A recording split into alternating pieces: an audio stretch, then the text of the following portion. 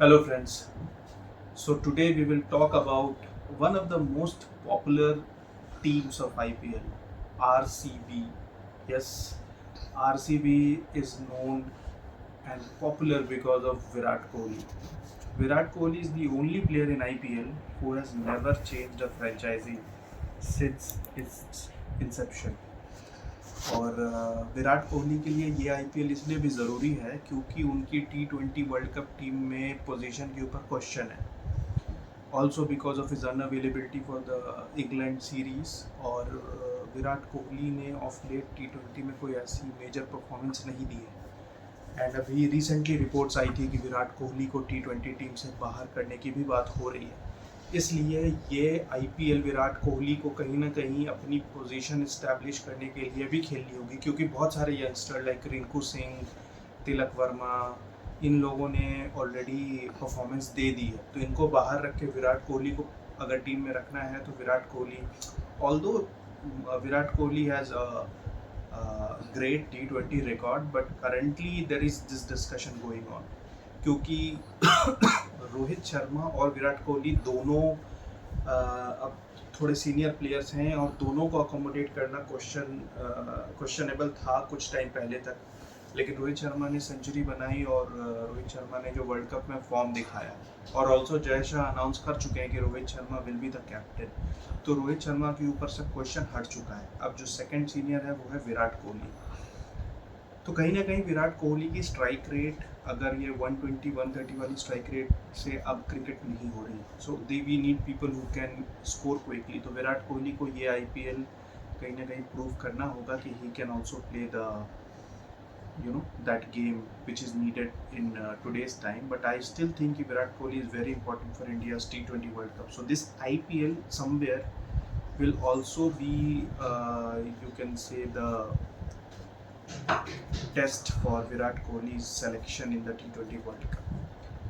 Now RCB की IPL trophy में कभी भी नहीं जीत पाने पे तो बहुत क्वेश्चंस है ही हैं, but RCB has somewhere, I mean out of 16 IPLs, 8 times वो टॉप 4 में गए हैं, and out of those 8 I think they have played 2 finals, but they have never been able to win the trophy. But surprisingly, despite all this, they are the third most followed team in IPL history after Chennai Super Kings and Mumbai Indians, both of whom are the most successful teams winning 5 and 6 IPL trophies. तो कहीं ना कहीं RCB के ऊपर pressure तो है ही, साथ ही साथ इस बार वुमेन्स टीम ने भी आईपीएल जीत लिया है आरसीबी की। So RCB group has an IPL trophy now. So men's team पे बहुत प्रेशर है कि इस बार उनको आईपीएल ट्रॉफी जीतनी ही है। आईपीएल में इस बार आरसीबी ने अपनी कोचिंग में भी चेंज की है, और एंडी फ्लावर जो पाकिस्तान के कोच रह चुके हैं, जो इंग्लैंड के कोच रह चुके हैं, और जो 2 बार लखनऊ के कोच थे लास्ट 2 सीजन से, आरसीबी ने उन्हें हायर किया है as their coach. So we have to see कि ये चेंज ऑफ कोचिंग से क्या डिफरेंस आता है। उसके अलावा इस बार आरसीबी ने ऑप्शन में आई वुड से कि थोड़ा सही ब्रेन यूज़ किया है, और उन्होंने कैमरन ग्रीन को मुंबई इंडियंस से परचेज में लिया। Their top order has Faf du Plessis, Virat Kohli and Rajat Patidar. हालांकि रजत पाटीदार ने अभी टेस्ट सीरीज में अच्छा नहीं खेला, बट उनकी T20 फॉर्म अच्छी रही है, उन्होंने सेंचुरी भी स्कोर की थी लास्ट आईपीएल में। So these are your top 3। Cameron Green definitely fits into your 4th position, is a fast bowling allrounder, although उनकी बॉलिंग इतनी स्ट्रॉन्ग नहीं है, बट वो ऑस्ट्रेलियन टीम के रेगुलर मेंबर हैं अभी currently. So he is a very good purchase. Last season वो Mumbai Indians के लिए खेला था और उन्होंने बहुत ही बढ़िया परफॉर्म किया था, उन्होंने एक सेंचुरी भी बनाई थी, बट मुंबई इंडियंस ने फॉर सम रीज़न उन्हें रिलीज़ करना पड़ा क्योंकि वो बहुत ही एक्सपेंसिव भाई थे, और आई थिंक उनको हार्दिक पांड्या को लेने के लिए एक किसी एक्सपेंसिव प्लेयर को रिलीज़ करना था। So they release Cameron Green and RCB took that opportunity और उन्होंने इसे ले लिया। Glenn Maxwell, definitely he has been in the form of his life for the past few months. World cup में double century, फिर India में आके T20 में century. So Glenn Maxwell is definitely their number 5। अब उसके अलावा they have done a very sensible purchase of Will Jacks जो England के T20 ओपनर हैं, जिन्होंने सेंचुरी बनाई है अभी ऐसे T20 में और आई थिंक बीपीएल में भी, and is very handy off spinner as well. So he can be your finisher, or maybe RCB can try him at the top. He's a good buy. And spinner, I think a quality spinner is something which is missing in RCB. Pace bowlers में Siraj definitely is there. उसके अलावा आकाशदीप, जिन्होंने England के खिलाफ debut किया था 4th test में, and he did really well. वो आरसीबी के लिए टीम में है and he is in good form, so we can expect him to open the bowling along with Siraj in the coming series. उसके अलावा उन्होंने इस बार आरसीबी ने काफ़ी पैसे खर्च किए हैं क्वालिटी पेस बॉलर्स लेने में.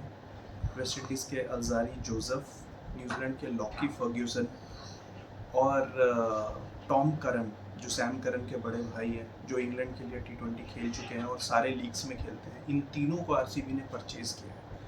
So I think one of the pace bowlers will play along with Akashdeep and Siraj, and Faf du Plessis, Maxwell and Cameron Green form your next three. Cameron Green or Will Jacks में maybe some rotation होगी, because Faf du Plessis and Glenn Maxwell will definitely be the two fixed IPL foreign players for RCB. But what will matter mostly is the F factor. 4-letter F word. No, not that word which Virat Kohli uses. Not that F word. I meant form factor. Form is going to be very important because Faf du Plessis is a retired cricketer. He only plays some leagues. But Kohli, before he missed that England series, seemed in very good form. Maxwell has been in great form. Cameron Green has been in great form. Siraj has been in great form. Akashdeep has been in great form.